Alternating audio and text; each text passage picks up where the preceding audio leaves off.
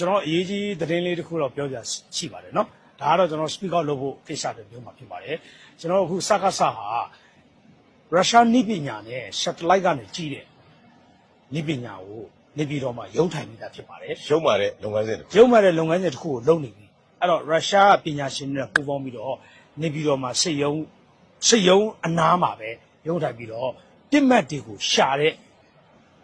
satellite ကနေ direct အပူခံစနစ်နဲ့ကြည့်တဲ့ဟာမျိုးကိုလုပ်နေပါပြီခင်ဗျ။ဒါကြောင့်ဟိုတနေ့ကကျွန်တော်တို့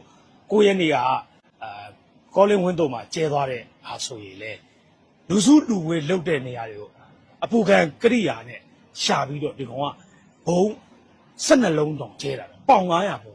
12လုံးတောင်ကျဲတာအဲ့ဒါလူစုလူဝေးတအားရှိတဲ့နေရာတွေဆိုရင်သူကအခုလက်ရှိမှာအဲ့ဒီနည်းပညာကိုသုံးနေပါပြီခင်ဗျာ။အဲ့တော့ကျွန်တော်တို့ပြောချင်တာကတော့လူစုလူဝေးတွေမလွတ်ဝဲဖဲနဲ့မလွတ်ဖို့အရေးကြီးပါတယ်ခင်ဗျာ။ဒီဂျိုရုဆက်လိုက်ကနေပြီးတော့သူတို့ဒီပုံရိပ်တွေဖမ်းတယ်ပုံရိပ်တွေလူဝဲပုံရိပ်တွေတော့ဖမ်းလို့မရပါဘူးเนาะဒီညအပူချိန်မီးတွေကနေပြီးတော့တစ်ဆင့်ဖမ်းတယ်နောက်တစ်ခါ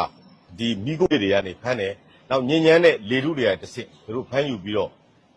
ဒီကျွန်တော်ဂျိုရုဆက်လိုက်ကနေပုံရိပ်တွေဖမ်းပြီးတော့